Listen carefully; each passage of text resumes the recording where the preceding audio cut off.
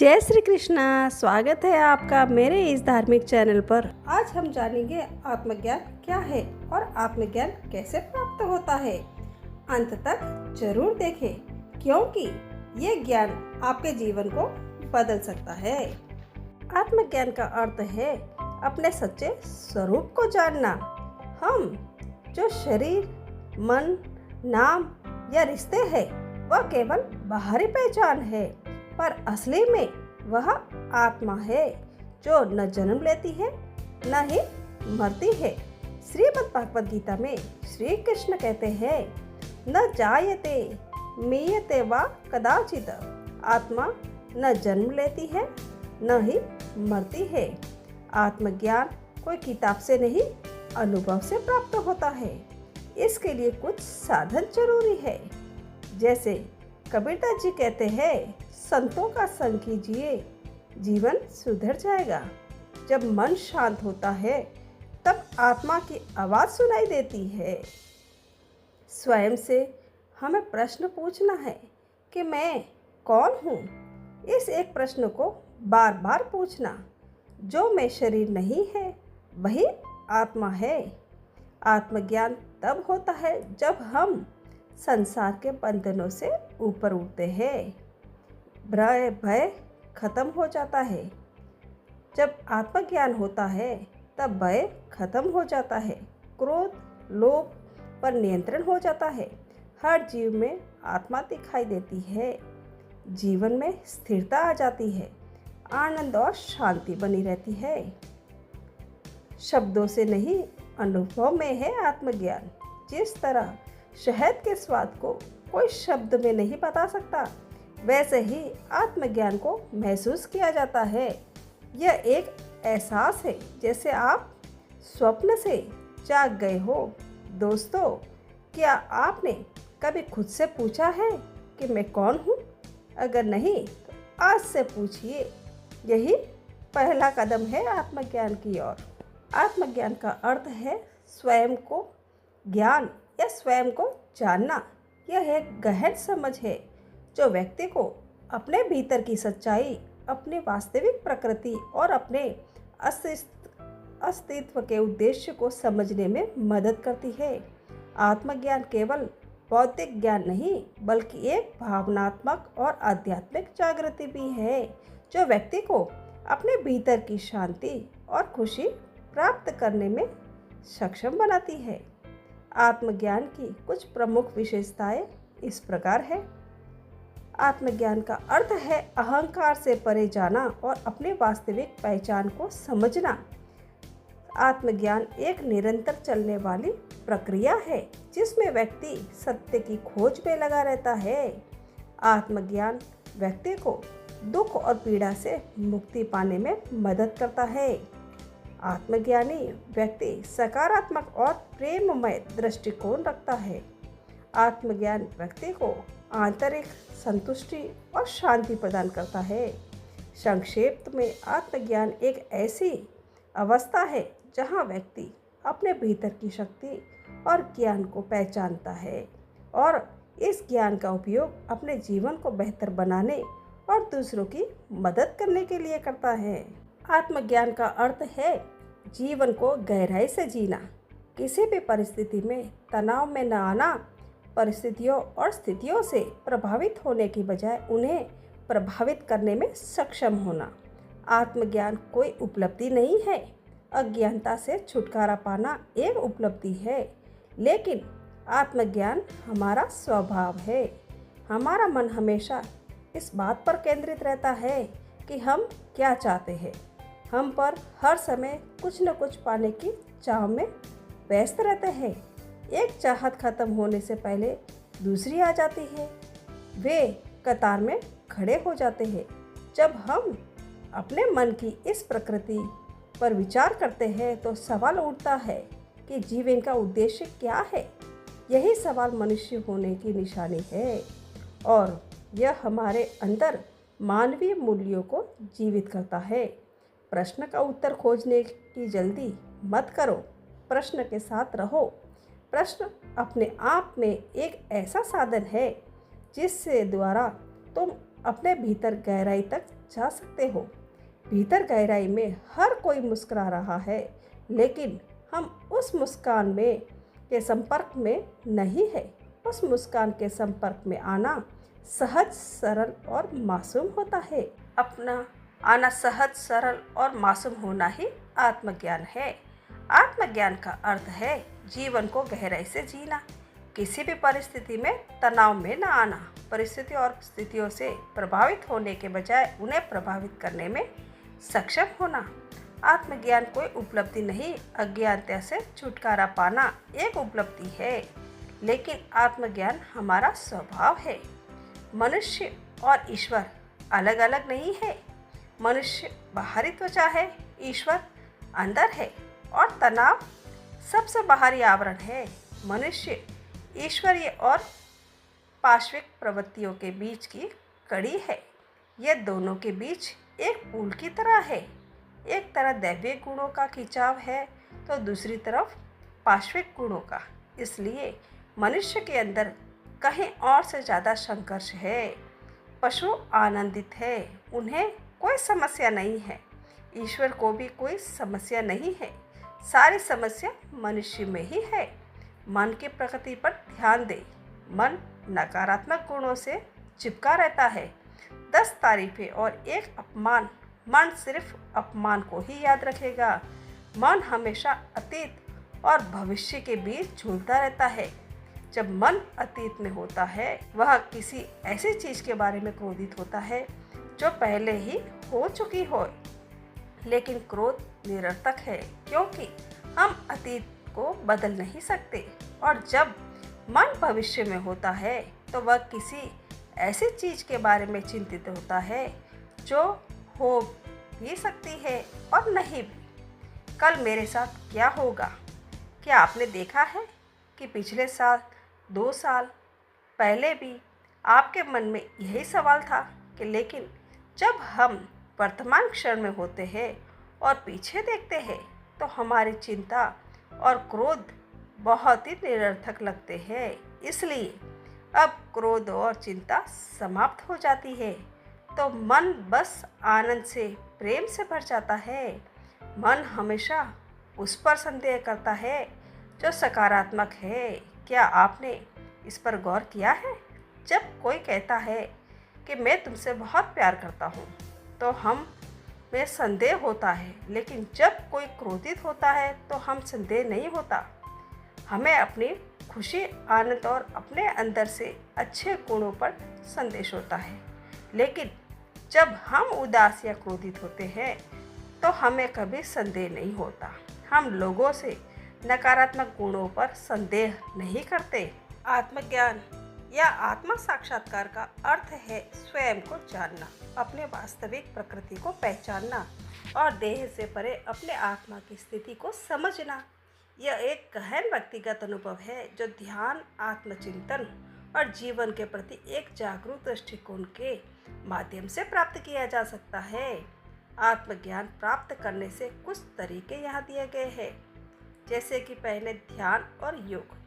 ध्यान और योग जैसे कि प्राणायाम और आसन मन को शांत करने और आत्म जागरूकता बढ़ाने में मदद करते हैं, जिससे आत्मज्ञान की प्राप्ति में सहायता मिलती है।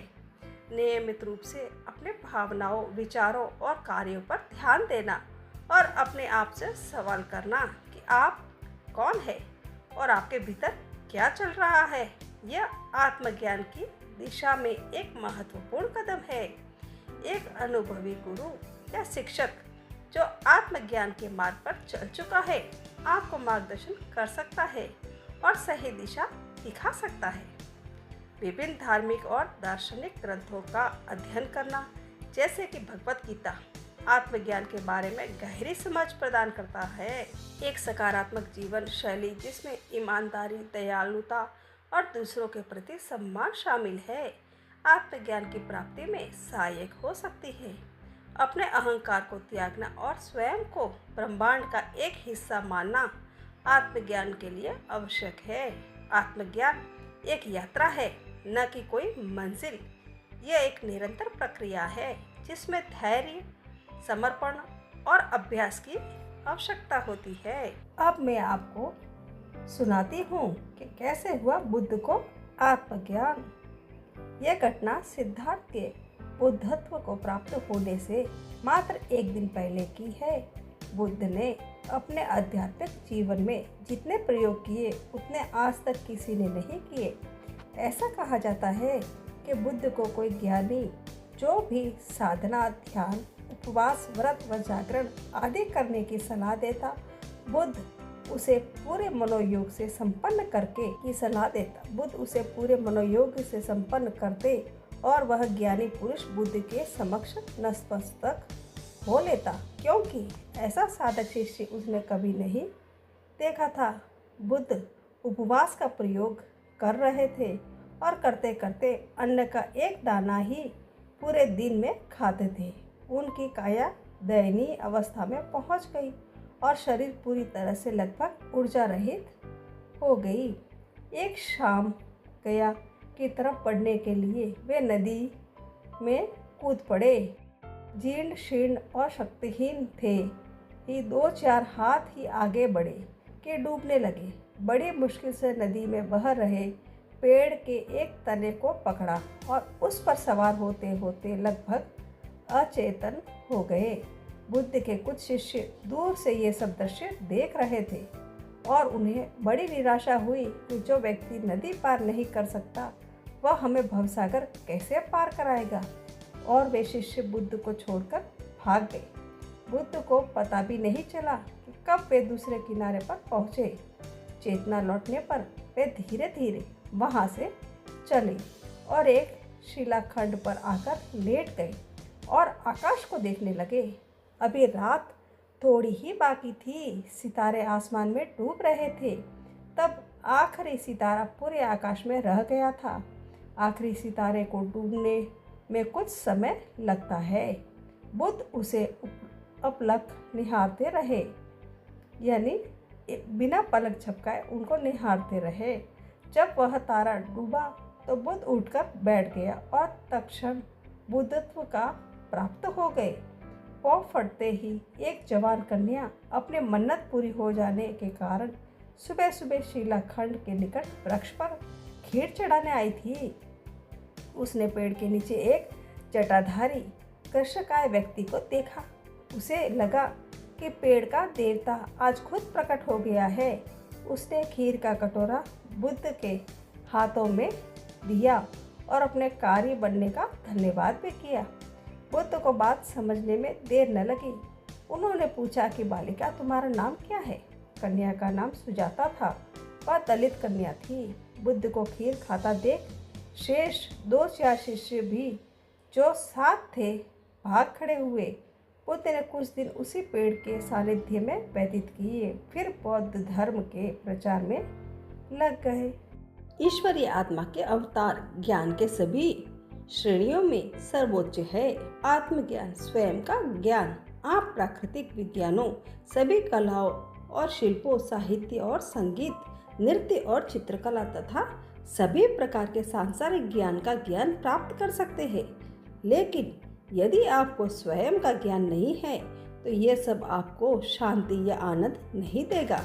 सांसारिक ज्ञान आपको प्रसिद्धि और समृद्धि प्रदान कर सकता है, लेकिन केवल आत्मज्ञान ही यह शांति प्रदान कर सकता है जो समझ से परे है। आत्मज्ञान वह है जो अनेकता में नाशवान में शाश्वत को प्रकट करता है। जिसे आत्मज्ञान प्राप्त कर लिया है वह सर्वज्ञ है, उपनिषद कहलाता है।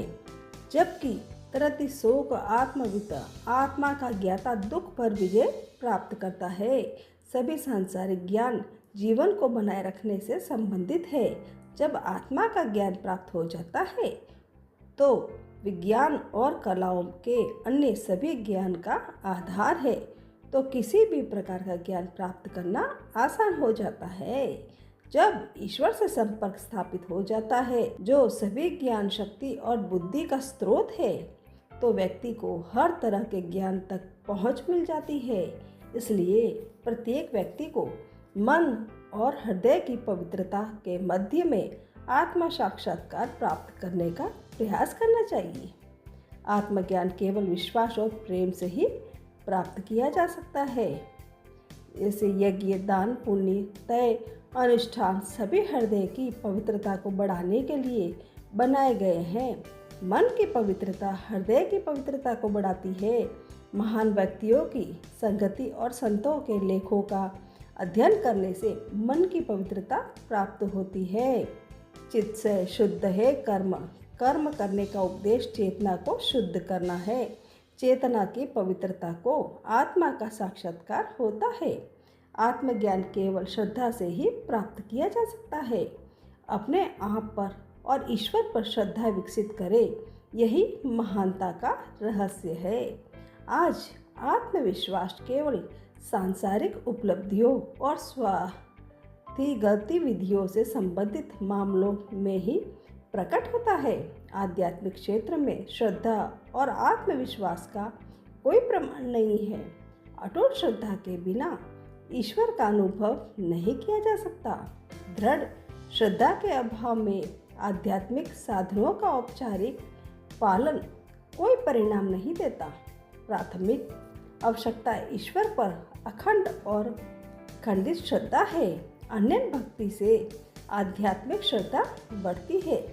जिज्ञासु साधक को आत्मज्ञान प्राप्त होता है और जिज्ञासु भक्त को अगाध श्रद्धा के अतिरिक्त और किसी योग्यता की आवश्यकता नहीं होती। उसे अन्य किसी ज्ञान, वंश या धन की आवश्यकता नहीं होती। वह किसी भी जाति या समुदाय का हो सकता है। वह बालक भी हो सकता है या गजेंद्र जैसा पशु भी। वाल्मीकि, नंद, कुलेचा, कुचेला, ध्रुव, गजेंद्र, शबरी, विदुर और हनुमान जैसे भक्तों के उदाहरण हैं, जिन्होंने बिना किसी विशेष योग्यता के अपनी अगाध भक्ति से भगवान की कृपा प्राप्त की है।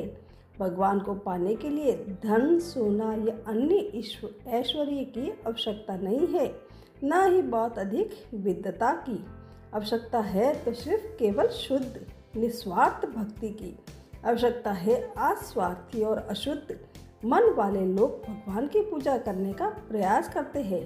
मन, वाणी और कर्म की शुद्धता के बिना ईश्वर का अनुभव करना असंभव है। आडंबर और दंभ से भगवान को नहीं पाया जा सकता। बुनियादी आवश्यकता स्वार्थ और अधिकार की भावना को त्यागता है, ताकि व्यक्ति निष्काम भाव से कर्म में संलग्न हो सके। कोई भी व्यक्ति लिंग, आयु, जाति या समुदाय की परवाह किए बिना इस खोज पर चलने का हकदार है। आध्यात्मिक कार्य क्या करे और क्या न करे। आध्यात्मिक खोज हर किसी के लिए उसकी क्षमता और आकांक्षाओं के अनुसार खुली है। हालांकि हर किसी के लिए कुछ नियम और दायित्व निर्धारित किए गए हैं। ये 4 प्रकार के हैं: नैमित्तिक कर्म, काम्य कर्म और निषिद्ध कर्म और प्रायश्चित कर्म। ये चारों कर्म सभी व्यक्तियों के लिए अनिवार्य है। कुछ खास अवधियों या विशेष अवसरों पर कुछ व्रतों या विशेष अनुष्ठानों का पालन करना है। पितरों के लिए किए जाने वाले अनुष्ठान इसी श्रेणी में आते हैं। ग्रहण के दौरान किए जाने वाले प्रार्थना अनुष्ठान भी इस श्रेणी में आते हैं। ये पारिवारिक जीवन जीने वाले के लिए अनिवार्य है।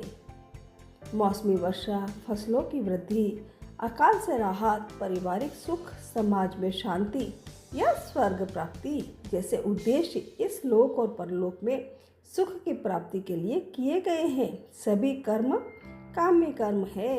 अपने परिवार या संसार के कल्याण के लिए जाने वाली सभी प्रार्थना इसी श्रेणी में आती है। जब शुद्ध मन से प्रार्थना की जाती है और ईश्वरीय कृपा स्वयं प्रकट होती है। एक बाधक जो भोजन के संबंध में कुछ नियमों का पालन करना होता है, उसे शराब और मांस जैसे राजसिक भोजन से पूरी तरह दूर रहना चाहिए। भोजन की प्रकृति व्यक्ति के विचारों, भावनाओं और कार्यों के प्रकृति को उचित निर्धारित करती है। यदि किसी का आचरण सही और उचित होना है तो उसे आहार के संबंध में अनुशासन का ध्यानपूर्वक पालन करना चाहिए। शुद्ध विचार रखने के लिए व्यक्ति को संयमित और स्वस्थ होना चाहिए। अस्वस्थकर और अशुद्ध भोजन का त्याग करना खेत से खरपतवार को साफ करने जैसे है, ताकि फसल अच्छी तरह से उग सके। भोजन से संबंधित निषेधों का सख्ती से पालन किया जाना चाहिए, ताकि व्यक्ति का जीवन सभी अशुद्धियों से शुद्ध हो सके। जानबूझकर या अनजाने में किए गए पाप प्राचीन ऋषियों ने अपने अनुभवों और उन्हें प्राप्त लाभों और सांत्वना के परिणाम स्वरूप इन प्रथाओं का निर्देश दिया है। विभिन्न प्रथाओं के साथ प्रयोग करके उन्होंने उन प्रथाओं का संकेत दिया है जो सबसे अधिक प्रभावकारी और आवश्यक थी। इनमें पवित्र तीर्थों की तीर्थ यात्रा और पवित्र नदियों में स्नान शामिल है। दर्शन पाप नाशन, संभाषण संकट नाशन। पवित्र स्थानों के दर्शन से पाप नष्ट होते हैं। पवित्र लोगों के साथ बातचीत करने से चिंताएं मिट जाती है। मानसिक शांति पाने और हृदय को शुद्ध करने के लिए लोगों को समय समय पर पवित्र स्थानों में तीर्थ यात्रा करनी चाहिए। ऐसी यात्राएं शुद्ध मन और सच्ची भक्ति के साथ बिना किसी पुरस्कार की इच्छा के की जानी चाहिए। कुछ लोग भगवान के साथ अजीबोगरीब सौदे करते हैं। बड़े लाभ प्राप्त करने के लिए भगवान को कुछ भेंट चढ़ाना भक्ति का एक व्यंग है। प्रत्येक व्यक्ति के में एक बहुत ही कीमती चीज़ होती है, वह है उसका हृदय। इससे ही भगवान को अर्पित किया जाना चाहिए। गंगा, कृष्णा या गोदावरी के बीच में खड़े होकर लोग केशव, कृष्ण या नारायण को जल अर्पित करते हैं, जैसे भगवान को अपनी कोई वस्तु अर्पित कर रहे हो। यह विचार ही गलत है कि कुछ अर्पित कर रहे हैं, जबकि हृदय की पवित्रता विकसित करते हैं। वो भगवान सब कुछ संभाल लेंगे। जैसे एक माँ शिशु की हर जरूरत का ध्यान रखती है, वह एकता का बोध है जो विविधता के पीछे जो आत्मज्ञान का निर्माण करती है। यह प्रसिद्ध उपनिषदों की उक्तियों का अर्थ है।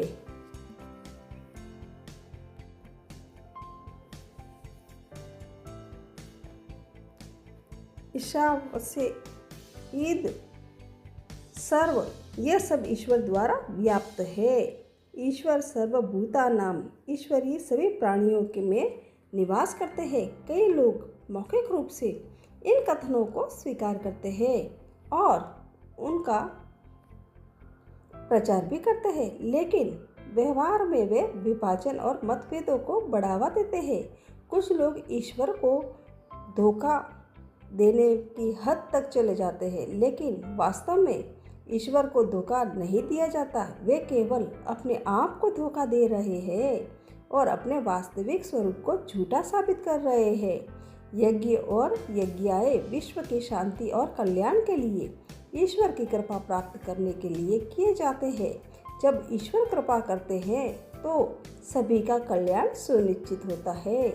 यज्ञों का एक और महत्व है, ईश्वर ने मनुष्य को जो दिया है उसे अर्पित करना आध्यात्मिक साधन का मूल कर्तव्य है। अर्पण को किसी वस्तु का त्याग नहीं, बल्कि प्रेम और कृतज्ञता का कार्य माना जाना चाहिए, जिसमें व्यक्ति आनंदित होता है। व्यक्ति को उदार मानसिकता विकसित करनी चाहिए और समाज को ईश्वर की अभिव्यक्ति मानकर उनकी सेवा करनी चाहिए। विश्व में शांति व्यक्तियों के बीच शांति पर निर्भर करती है। व्यक्ति, समुदाय और विश्व एक दूसरे को घनिष्ठ रूप से जुड़े हुए हैं। व्यक्ति को अपने भीतर शांति और आनंद का रहस्य खोजना होगा। यह आनंद उस समुदाय तक फैलाना चाहिए जिसमें वह रहता है। समुदाय से यह विश्व में फैलाना चाहिए। गीता में कहा गया है, अद्वैत सर्वभूतानाम, किसी भी जीव से प्रति दुर्भावना न रखे। यह सभी के लिए मार्गदर्शन सिद्धांत होना चाहिए। इस सार्वभौमिक भाईचारे को बढ़ाना व देने के लिए ही प्राचीन ऋषियों ने यज्ञों की रचना की थी। जो चैतन्य के कारण और आप इस दुनिया में आए हैं, वह परमात्मा है। परमात्मा हमारे भीतर और बाहर दोनों ही है, लेकिन हम उसे न देख सकते और न ही जान सकते हैं। लेकिन एक तरीका है जिससे परमात्मा की दिव्य उपस्थिति का अनुभव किया जा सकता है, और वह है आत्मज्ञान। जब कोई साधक आत्मज्ञान प्राप्त करता है तो पहले वह अपने ही अहंकार को जानता है। यह ऐसा नहीं है उस साधक ने कोई पुस्तक पढ़ ली या किसी ने सुन लिया।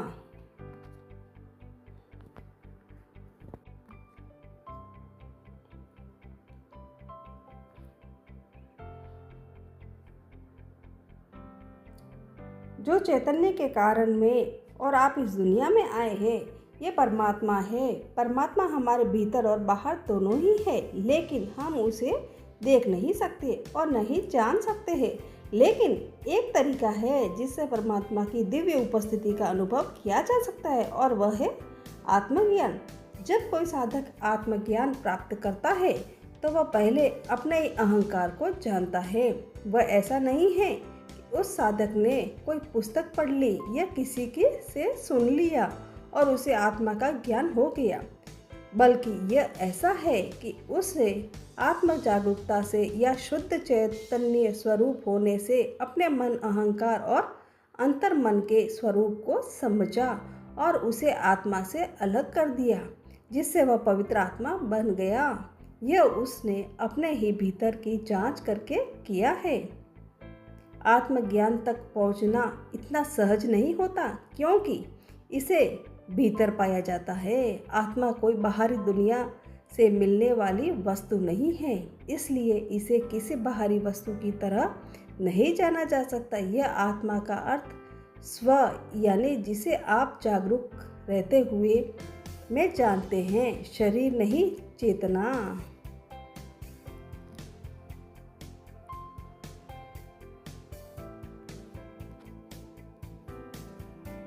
जैसे उदाहरण के लिए किसी मृत व्यक्ति के पास शरीर होता है, लेकिन उसे जागरूक या चेतना नहीं होती जिससे वह स्वयं को अनुभव कर सके। जीवित व्यक्ति जागरूक होता है, लेकिन अज्ञान के कारण वह चेतना के बजाय हाड़ मांस के शरीर को ही मैं मान लेता है। आत्मज्ञान का अर्थ है स्वयं पवित्र आत्मा होकर अहंकार को जानना और उसे आत्मा से अलग करना। आत्मज्ञान प्राप्त करने के लिए हमें अहम को जानना होता है। इस साधक के सामने कई कठिनाइयाँ आती है, क्योंकि अहम को तो तब जाना जाता है जब जानने वाले इससे अलग हो। उदाहरण के लिए, यदि आप किसी वाहन में इंजन और उसकी गुणवत्ता को देखना चाहते हैं तो आपको वाहन से उतरकर बाहर आना होगा। आप सीट पर बैठे बैठे इसे नहीं देख सकते। इसी तरह जब आप शुद्ध आत्मा, जागरूक और चेतन के रूप में मन और अहम भाव से मुक्त हो जाते हैं तो केवल जागरूकता से ही आत्मा के स्वरूप को जान सकते हैं। आत्मा वह है जो आप है और अहम भाव वह है जिसे आप जानते हैं।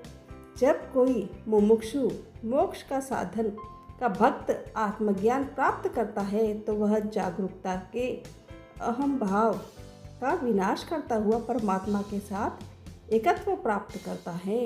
इसमें वह भीतर विराजमान परमात्मा की दिव्य उपस्थिति और परम विशुद्ध चैतन्य एवं आनंदमय स्वभाव का अनुभव करता है। परमात्मा वह तत्व है जो आप में, सभी पशु पक्षी और सभी जीवों की आत्मा में तेजस्वी रूप से विद्यमान है। यह वह आयाम है जिसकी परछाई के रूप में वह संपूर्ण अस्तित्व प्रकट हुआ और वह सर्वोपरि है। जब आत्मज्ञान प्राप्त किया जाता है और आत्मा में ही रमण किया जाता है, तब आध्यात्मिक जागरूकता से होने के बंधन से मुक्ति मिलती है। निर्वाण कुछ भी न होने की स्वतंत्रता को प्राप्त कर परम सत्य की उपलब्धि होती है, जो परमात्मा ही है।